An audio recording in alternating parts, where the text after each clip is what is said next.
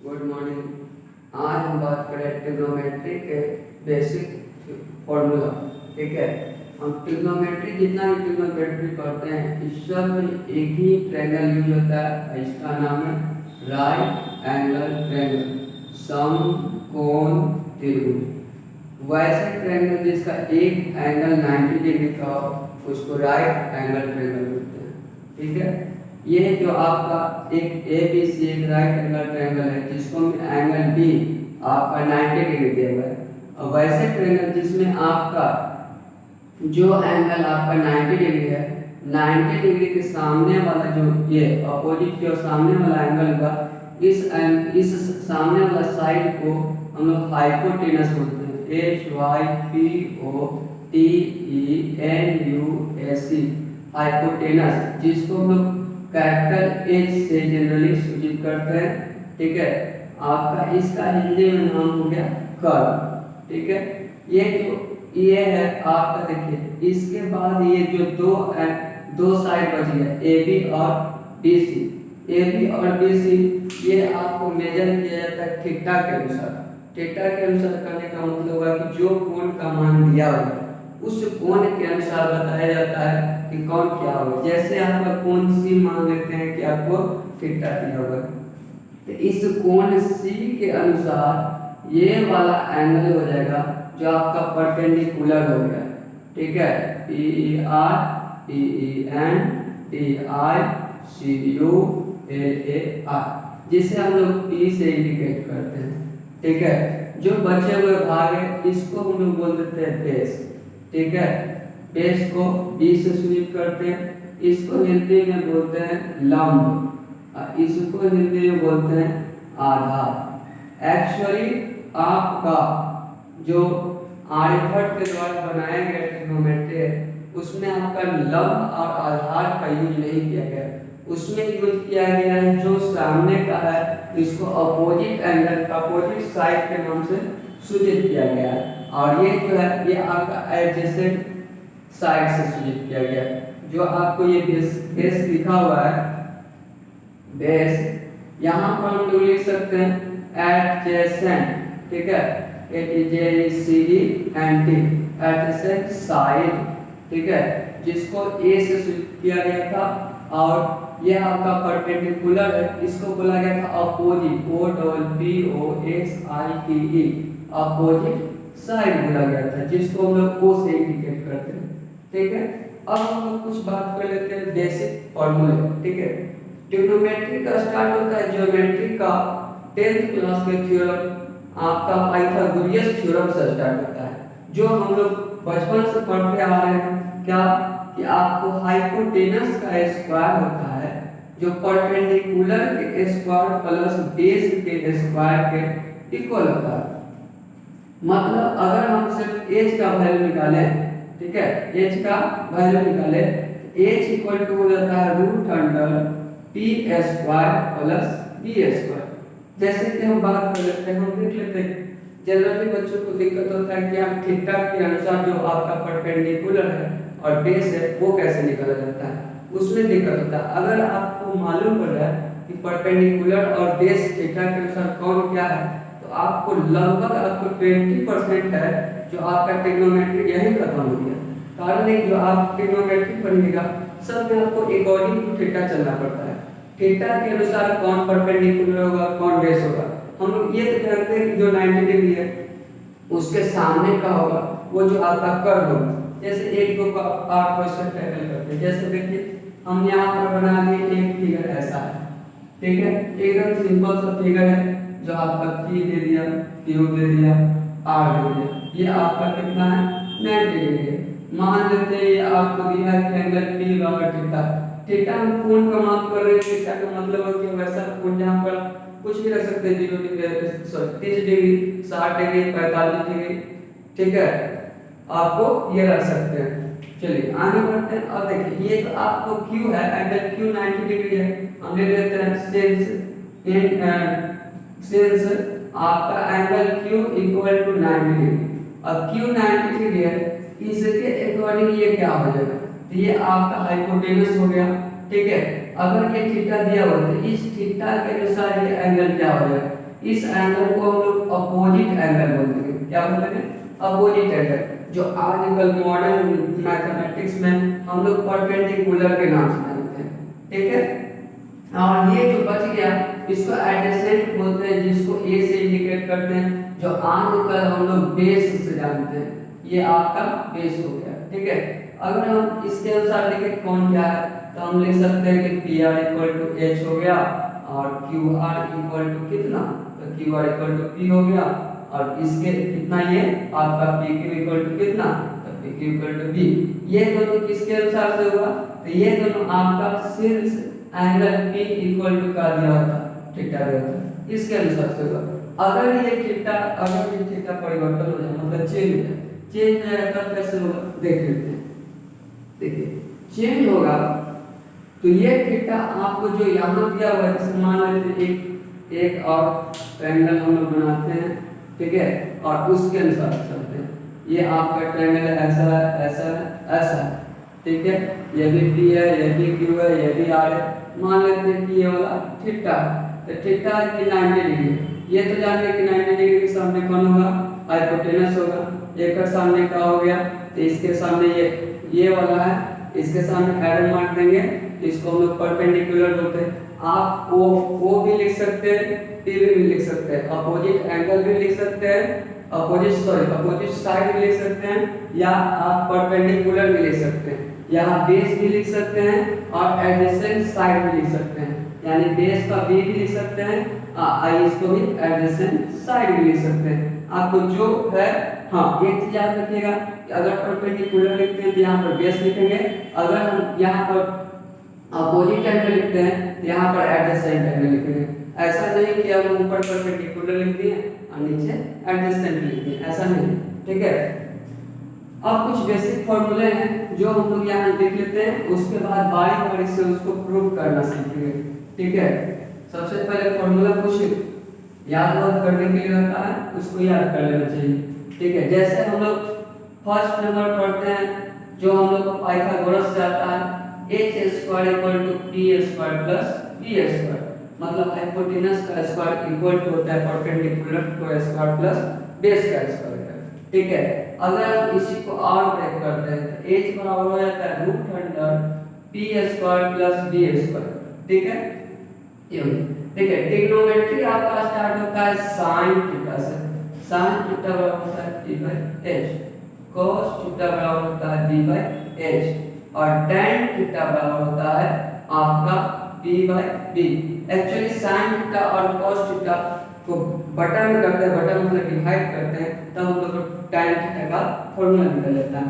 अब इसी का अपोजिट इधर आता है, जैसे आपको cosec थीटा बराबर h by b, sec theta बराबर h बाय b, और cot थीटा बराबर कितना, b बाय b।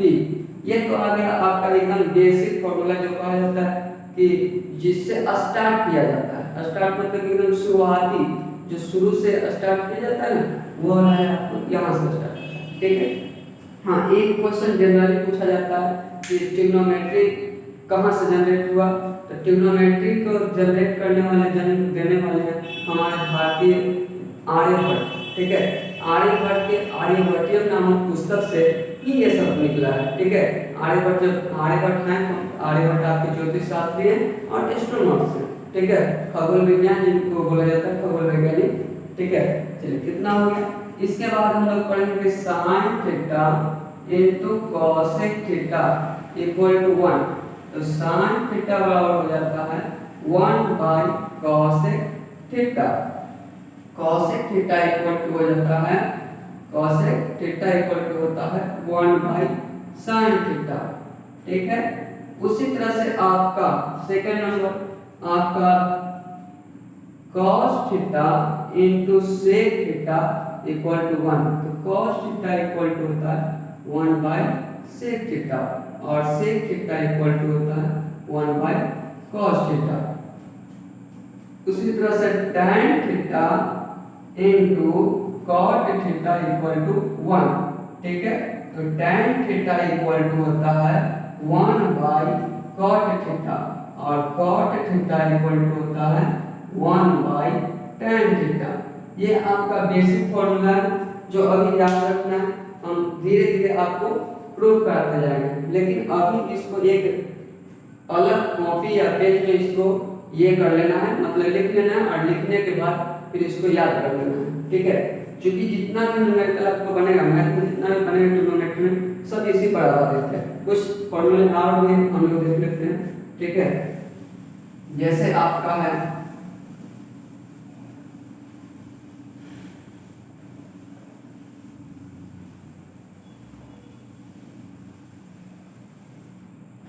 जैसे आपका 3 हो गया था 4, क्या sine square theta plus cos square theta equal to 1 होता है। इससे क्या क्या हम लोग निकाल सकते हैं, एक काम करते हैं, साइन स्क्वायर थीटा को यहाँ छोड़ देते हैं, इसको उठाकर इस तरफ ले जाते हैं, तो 1 माइनस कितना हो जाता है कॉस स्क्वायर थीटा। फिर इसको क्या करते हैं कि साइन थीटा इक्वल टू करते हैं, स्क्वायर को इधर ले जाएंगे। देखिए हम लोग बराबर बराबर मतलब इक्वल इक्वल के इस तरफ अगर प्लस रहता है तो इस तरफ ले जाते हैं तो माइनस लगता है, इस तरफ माइनस रहेगा, इस तरफ ले जाएंगे तो प्लस हो जाएगा, इस तरफ मल्टीप्लाई रहेगा, इस तरफ आएगा तो डिवाइड हो जाएगा, इस तरफ डिवाइड रहेगा, इस तरफ लाएंगे तो फिर क्या होगा मल्टीप्लाई होगा, इस तरफ स्क्वायर रहेगा तो इस तरफ क्या हो जाएगा रूट में हो जाएगा, अगर इस तरफ रूट में रहे तो इस तरफ आएगा तो क्या हो जाएगा स्क्वायर में होगा। तो इसी तरह से यहाँ पर क्या है आपका स्क्वायर में, तो इस तरफ आएगा तो क्या में हो जाएगा रूट में हो जाएगा। कितना हो गया, चलिए यही हमको फॉर्मूला, देखिए मूल फॉर्मूला यही है, रूट ये है, ठीक है। लेकिन हम लोग दो फॉर्मूला और सीख लिए, क्या कि sin square theta plus cos square theta equal to 1 होता है, तो इसको उठा के इस तरफ किए, ये प्लस में था तो माइनस में हो गया, तो sin square theta equal to 1 minus cos square theta, sin theta equal to root 100 कितना होगा माइनस cos स्क्वायर थीटा। अब इसको क्या करते हैं, जैसे इसको किया उसी तरह से इसको करते हैं, cos स्क्वायर थीटा को अकेले छोड़ देते हैं, अकेले छोड़ दिए, इसको उठा के इस तरफ लिए, तो 1 माइनस कितना हो गया sin स्क्वायर थीटा हो गया, हो गया हो गया ना। अब देखिए ये cos थीटा है, तो cos थीटा को ई स्क्वायर को इस तरफ ले जाएंगे तो रूट में हो जाता है, तो 1 माइनस कितना हो गया sin स्क्वायर थीटा हो गया, ठीक है। उसी तरह से और है, क्या है आपका sec square theta minus tan square theta equal to कितना 1। अब इसको उठा के इस तरफ ले जाते हैं, तो sec square theta equal to 1 plus कितना tan स्क्वायर थीटा हो गया। अब देखिए रूट ये स्क्वायर को उठा के इस तरफ ले जाएंगे तो रूट में हो जाएगा, मतलब sec square theta equal to root under 1 plus कितना tan स्क्वायर थीटा, ठीक है। अब tan थीटा को कम कर लेना है, अब tan थीटा को उठा के इस तरफ ले जाइए, इसको इस तरफ लेंगे, तो आपको tan थीटा को अगर हम अकेले करते हैं, tan थीटा को अकेले करते हैं तो ये हो जाएगा आपको कितना, tan थीटा को अकेले करेंगे तो tan स्क्वायर थीटा इधर आ गया, ये वाला इधर आ गया, तो ये हो जाएगा sec स्क्वायर थीटा माइनस 1, ठीक है। और ये स्क्वायर को इस तरफ ले जाएंगे, तो इसको इधर से उठाएं और इधर पटकेंगे, ई पटकाने के बाद क्या होता है, जैसे इधर पटकाएगा तो स्क्वायर में, तो क्या में पटकाएगा तो हो जाएगा रूट में, तो मतलब हो गया sec स्क्वायर थीटा माइनस 1, ठीक है। चलिए एक और है आपका cosec square theta minus cot square theta equal to 1। चलिए cot square theta equal to 1, इसको उठाकर सबसे पहले इस तरफ ले जाते हैं, तो इधर से उठाएं और इस तरफ ले जाए, तो इधर माइनस था, इधर जाकर पटका के जिससे हो जाएगा प्लस, तो इसको ले जाके उठा के इस तरफ पटक देते हैं, तो पटके तो क्या हो गया cot स्क्वायर थीटा में हो गया 1 प्लस cot स्क्वायर थीटा। अब ये स्क्वायर को उठाएं इस तरफ पटक दिए, तो स्क्वायर को उठा के इस तरफ पटक दिए, तो पटकाने के बाद हो जाएगा आपका काम हो जाएगा रूट में हो जाएगा, तो यानी कि 1 प्लस cot स्क्वायर थीटा। चलिए ये हो गया। अब क्या करते हैं, इसको उठा के इस तरफ पटकते हैं, इसको इस तरफ लाते हैं, कहने का मतलब हो गया कि cot स्क्वायर थीटा को अकेले कर दिए, इसको इस तरफ लाए, तो cosec स्क्वायर थीटा माइनस 1 हो गया। यहाँ पर cot थीटा इक्वल टू कितना हो गया root under cosec square theta minus 1 हो गया, कंप्लीट है। चलिए इतना काम हम लोग सीख लिए। इसके बाद आएगा कुछ और फॉर्मूले, जैसे आपका साइन का sine 90 minus theta equal to cos theta, ठीक है। आपको हड़बड़ाइएगा नहीं, सब सीखिएगा धीरे धीरे। अब एक वैल्यू सीख कैसे पाइए, ठीक है, धीरे धीरे होता है, हम लोग को बताया भी जाता है। कड़क कड़क अभ्यास होते हैं, जन्मत हो तो सुजान रसरी आवत जात है सिर पर पड़त निशान। कहने का मतलब है कि कोई भी काम करते करते अभ्यास हो जाता है, ठीक है, चाहे वो कितना भी कठोर क्यों ना हो, उसको पर कितना ही मंदबुद्धि क्यों ना हो, उस पर कहीं ना कहीं करते करते उसको सीखने का अभ्यास करते करते सीखने का ये हो जाता है। ठीक है, चलिए आगे बढ़ते हैं। साइन 90 माइनस थीटा बराबर कितना है, cos थीटा। उसी तरह से cos 90 minus theta equal to होता है कितना, 90 minus theta equal to sin theta. ठीक है, उसी तरह से tan 90 minus theta equal to कितना, cot थीटा। ठीक है, उसी तरह से आपका cot 90 minus theta equal to कितना, tan थीटा। उसी तरह से आपको sec 90 minus theta cosec theta और cosec 90 minus theta, cosec 90 minus theta equal to sec theta होता है ना। हो गया, अब बस 3 आवर, इसके बाद 3 आवर है वो 3 याद कर लीजिए। आपका ट्रिग्नोमेट्री का जितना भी फॉर्मूला है कहानी खत्म हो गया 10th क्लास तक। ये नहीं बोल रहे कि 11 12 के अनुसार हो गया, नहीं, 10th क्लास में जितना फॉर्मूला यूज होता है लगभग खत्म हो चुका है। हाँ, कुछ फॉर्मूले और के जैसे आपको क्या है कि आपको निकालना है tan थीटा बराबर, तो tan थीटा बराबर होता है sin theta by cos theta. ठीक है, और इसी को हम लिखते हैं क्या, sec थीटा बाय कितना, cosec थीटा। सब पढ़ा हम लोग बनाने के लिए सीखेंगे, हड़बड़ाने की बात नहीं है। ठीक है, आप ऐसा मत सोचिए कि हड़बड़ा लेंगे हमको ये खाली सिर्फ ये फॉर्मूला लिखा जाएगा, ऐसा नहीं। ठीक है, cot थीटा होता है cos थीटा बटा sin थीटा। ठीक है, इसको करेंगे तो cosec थीटा बाय कितना, sec थीटा। ठीक है, चलिए कितना कर लेंगे। अब हम लोग वैल्यू की बात कर लेते हैं, आखिर इसका वैल्यू कैसे क्या होता है। ठीक है,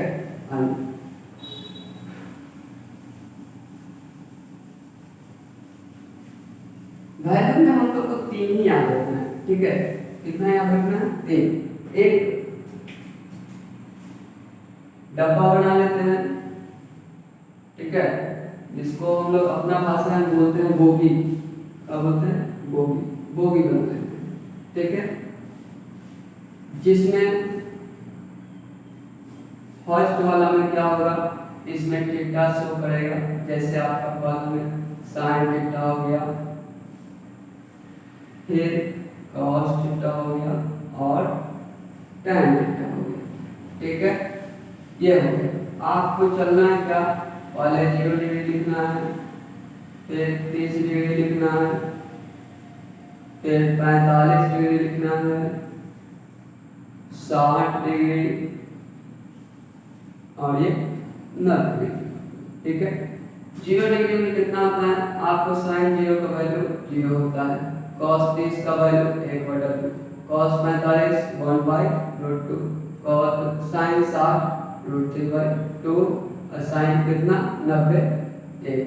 उसी तरह से cos 0 1, बस इसका उल्टा होगा। ठीक है, जैसे आप cos 0 लिखे ना तो cos 0 यहाँ sin होकर cos 0 बराबर हो जाता है। उसी तरह से cos 30 और sin 60 बराबर मतलब √3/2। ठीक है, उसी तरह से 1/2, उसी तरह से 1/2, उसी तरह से 0। tan थीटा का वैल्यू क्या होगा, tan 0 बराबर 0, tan 30 बराबर 1/√3, tan 45 1, tan 60 √3 और tan 90 का मान क्या आता है, इन्फिनिटी मतलब अपरिभाषित। ठीक है, जिसको परिभाषित नहीं किया जा सकता, अनंत तक है। बस इतना ही आपका ट्रिग्नोमेट्री का बेसिक फॉर्मूला, जो आपको इतना फॉर्मूला याद रहेगा तो ट्रिग्नोमेट्री बनाने में बहुत मजा आएगा। और ट्रिग्नोमेट्री पूरा ट्रिग्नोमेट्री एकदम सिर्फ फॉर्मूला पर है। आपको फॉर्मूला याद है तो आप समझिए कि आपको 100% ट्रिग्नोमेट्री समझ में आएगा। अगर फॉर्मूला नहीं याद है समझ में नहीं आएगा। अब इसके बारे में चर्चा हम लोग कल करेंगे। थैंक यू, हैप्पी रहिए।